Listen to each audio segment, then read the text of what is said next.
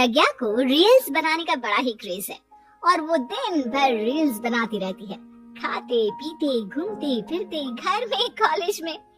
Reels बनाने के कारण प्रज्ञा पूरे कॉलेज में हाईलाइटेड है। जहाँ उसके रील्स सभी को पसंद आते हैं, वहीं मनीषा चिंता में डूबी रहती है। एक रोज जब खाते हुए प्रज्ञा रील्स बना रही होती है, तब मनीषा कहती है, 1 मिनट भी चैन नहीं है इस लड़की को। ये नहीं कि खाना तो आराम से खा ले, लेकिन नहीं, अरे थोड़ी देर रील्स नहीं बनाओगी तो आसमान नहीं टूट पड़ेगा। अरे मम्मी, इसी को तो कहते हैं डिटर्मिनेशन। तुम नहीं समझोगी ये सब। भगवान, इस लड़की को सद्बुद्धि दे। जब देखो तब टेढ़ा बाका मुंह बनाती रहती है। मनीषा की बात का प्रज्ञा पर जरा भी असर नहीं होता और वो खाते खाते रील्स बनाती रहती है। दिन बीतने लगते हैं और देखते देखते प्रज्ञा का कॉलेज भी खत्म हो जाता है। आए दिन कोई ना कोई मनीषा को प्रज्ञा की शादी करवाने का सुझाव दे जाता है। सब ठीक ही कहते हैं, प्रज्ञा की शादी कर देनी चाहिए। अपने घर के काम काज में व्यस्त हो जाएगी तो खुद ही ये रील्स और नाच गाना बंद हो जाएगा। मनीषा और प्रेम प्रज्ञा के लिए एक अच्छा लड़का ढूंढने लगते हैं और तभी विकी का रिश्ता प्रज्ञा के लिए आता है, जिसने प्रज्ञा को उसकी रील्स देखकर पसंद कर लिया था।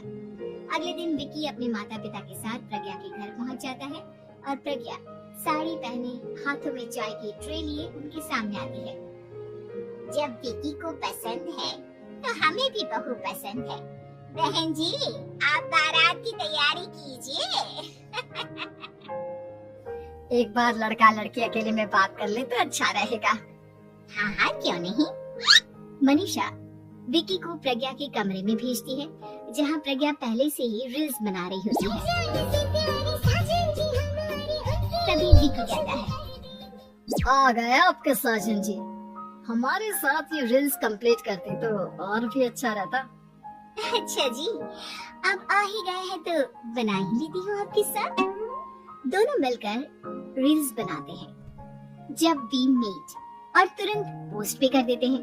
फिर विकी कहता है, जब आप साड़ी में चाय लेकर आई तब मुझे लगा कि कहीं मैं गलत घर में तो नहीं आ गया। आप सही है। दोनों की शादी पक्की हो जाती है और शादी के दिन भी प्रज्ञा रील्स बनाने से चूकती नहीं, यहाँ तक कि बारात के समय भी नाचते हुए रील्स बनाती है। सभी लोग प्रज्ञा की तारीफ के फूल बांध देते हैं और प्रज्ञा नाचती गाती अपने ससुराल चली जाती है। सब कुछ अच्छा चल रहा होता है। प्रज्ञा यहाँ भी दिन भर हर चीज की रील्स बनाती रहती है। लेकिन कुछ दिनों के बाद जब सुनीता कहती है, बहू, ये रील्स के साथ साथ कुछ काम भी कर लिया करो। वैसे तुझे और क्या क्या बनाना आता है? मम्मी जी, वैसे तो सब कहते हैं कि मैं सब कुछ अच्छा बनाती हूँ, लेकिन मुझे लगता है कि मैं मैगी अच्छा बना लेती हूँ। हाँ, कॉफी भी अच्छा बना लेती हूँ और मुंह तो सबसे अच्छा बना लेती हूँ। अच्छा अच्छा। सुनीता अपना माथा पकड़ लेती है और कहती है, बहू, कुछ खाना बनाना भी सीख लेती हूँ। मम्मी जी, मैं लंबी प्लानिंग कर रही हूँ। जल्दी ही मैं इतनी फेमस हो जाऊंगी कि मुझे पैसे मिलने लगेंगे। हम दोनों सास बहू राज करेंगे, राज। नौकर काम करेंगे और लोगों की तो लाइन लगेगी हमसे मिलने के लिए। तेरा दिमाग खराब हो गया है क्या बहू? हंसी मजाक तक ठीक है, लेकिन इस तरह घर नहीं चलते।